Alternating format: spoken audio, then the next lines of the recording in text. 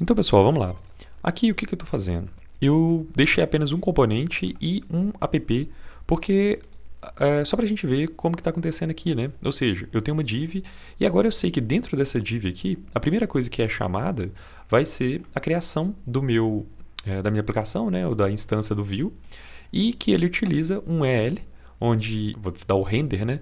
Desse template aqui, ó, lá dentro desse app. O que acontece? É chamado aqui o view component, onde ele sabe, né, que é o painel, é o mesmo nome, e ele utiliza esse segundo parâmetro aqui, que é o objeto, ou seja, onde ele passa o data, os métodos e o template. Ok, isso aqui a gente já tinha entendido, tanto que quando a gente vem cá, a gente percebe que o que foi renderizado aqui, na verdade, é o que está no painel aqui embaixo, e por isso que ele pode ficar vazio aqui em cima. Como que acontece esse life cycle, esse ciclo de vida? Olha só como é que acontece. Aqui a gente tem o new view, ele está bem aqui, ó, onde a gente criou new view. Beleza, aí o que acontece? Vai realizar o init, né? Ou seja, vai inicializar todos os eventos e vai inicializar o ciclo de vida, o life cycle. Aí ele chama a função beforeCreate. Então vamos lá. Eu vou vir cá e vou criar essa função aqui, ó, beforeCreate. Essa função eu vou colocar aqui, ó, console.log e vou colocar aqui pra gente antes de criar tudo. Ele vai lá e chama esse console.log aqui.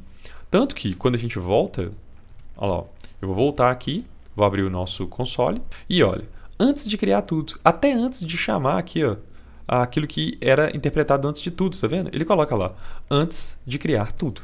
Então, o primeiro método que é chamado vai ser esse aqui. Depois desse método aqui, será realizado todos os injections e todos os reactive. Depois a gente vai ver um pouco mais a respeito disso aqui.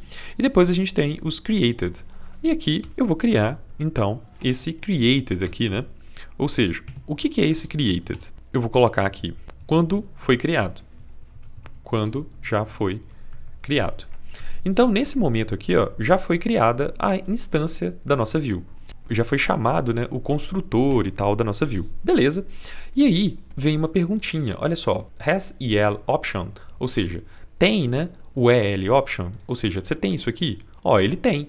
Se ele tem, ele pergunta, ó, tem template? Opa, tem também. Tem template também.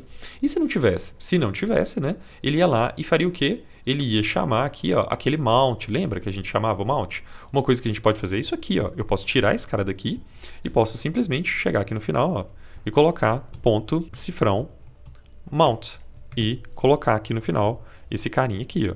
Ele vai funcionar do mesmo jeito. É isso que ele está falando aqui no diagrama, né? Se não tiver o EL, ele fala, ó, when, ou seja, quando chamar esse mount aqui is called, né? Quando o mount for chamado, eu analiso se tem template. Vai continuar funcionando do mesmo jeito. Tanto que se eu tirar esse cara aqui, ó, ele vai lá e para de funcionar. Então, eu coloco esse cara aqui, eu volto aqui, ele volta a funcionar. Mas vamos deixar aqui, ó, com o LE, tá?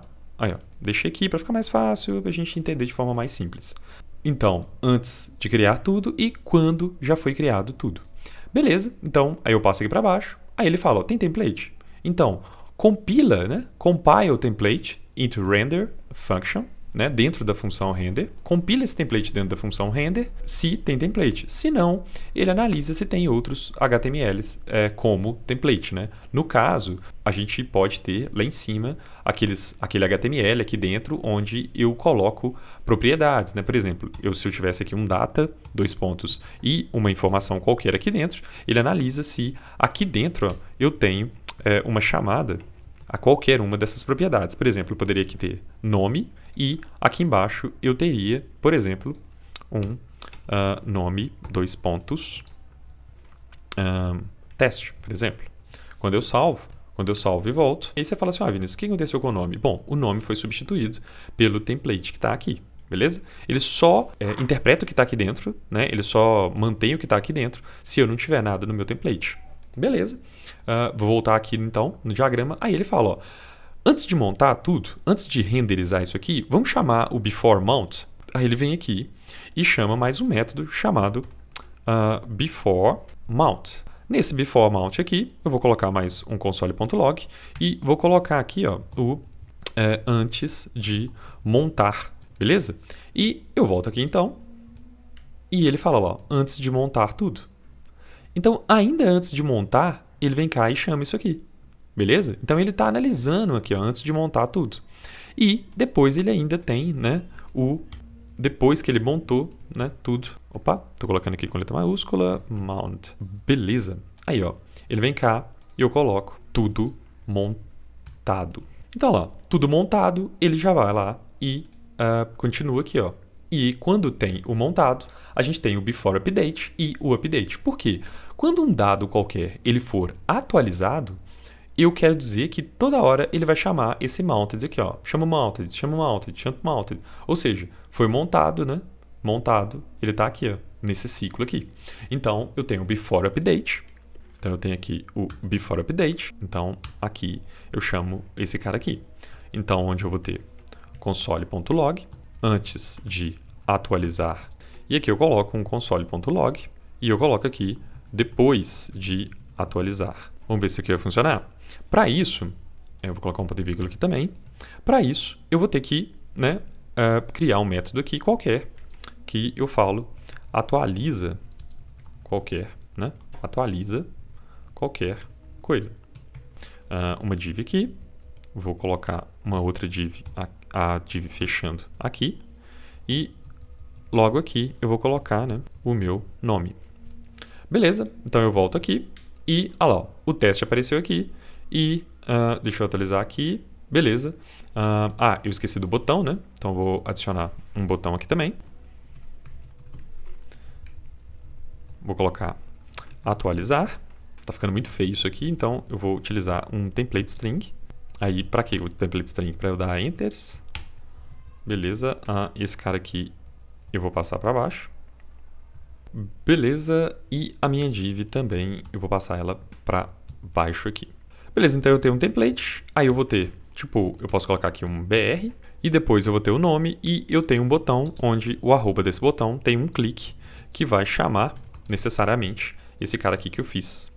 Para que isso? Apenas porque eu criei aqui, né, atualizar qualquer coisa e depois que atualizou.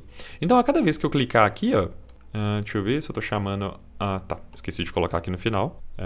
Vamos falar que isso aqui é igual a 1. E esse cara aqui é igual a mais igual a 1. Porque ele vai ficar atualizando toda hora, né? Beleza. Então, eu vou clicando aqui, ó, aí ele vai atualizando, olha lá. Antes de atualizar e depois de atualizar. Olha lá, antes de atualizar, depois de atualizar. Antes de atualizar e depois de atualizar. Eu posso até ainda falar aqui, ó. Eu posso fazer isso aqui, ó. O valor é... E aqui eu coloco 2 pontos e coloco mais this ponto nome, que na verdade é um número, mas não tem problema. E aqui eu só coloco agora é 2 pontos, espaço. Coloco um mais aqui this ponto nome também. Então agora, olha que legal, quando eu for clicando, ó, ele fala, o valor é 2, depois de atualizar o valor é 2. Aí você vira e fala assim, ué, peraí, Vinícius, mas o valor é igual a 2? Não seria antes de atualizar? Quando ele entendeu aqui, ó, que ele foi atualizado, aí ele chama e faz qualquer coisa que você quiser fazer aqui. Depois que ele fez qualquer coisa, ele vai lá, vai atualizar, né? Ou seja, ele vai dar um render passando o valor que já tinha sido atualizado e depois que ele deu o render, ele vai lá e monta tudo para você.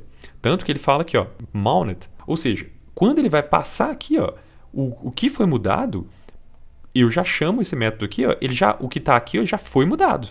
Então, por isso que ele vem aqui e fala que é 2. Ele identifica que teve alteração no seu data, né?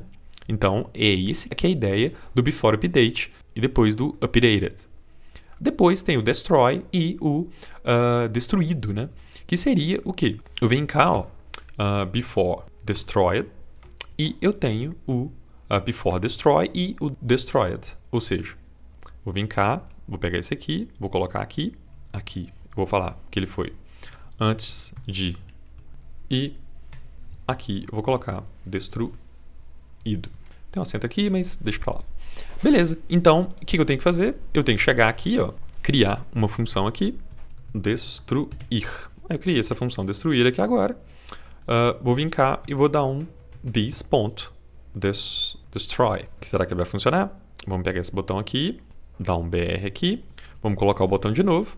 Aqui eu vou chamar o destruir. Vou voltar aqui na minha aplicação, atualizar e vamos lá. Ó. Antes de criar tudo, quando já criou tudo, antes de montar tudo, tudo montado, rolou a atualização, né? Antes de atualizar, atualizado, e agora, pá, eu destruo. Quando eu destruo, olha lá, antes de destruir e destruído. O que é legal disso aqui? Você pode fazer agora qualquer coisa. Olha lá, ó, nada vai funcionar mais. Por quê? Você acabou de destruir, quando você coloca aqui, ó, destruído, você acabou de destruir essa sua instância do fio. Então, esse é o desenho do lifecycle aqui, ó, né? Explicado detalhadamente, tintim por tintim, desse desenho aqui. Beleza? Então, pessoal, esse é o final dessa parte introdutória. Agora a gente vai passar a parte do CLI, né? Então, até a próxima sessão.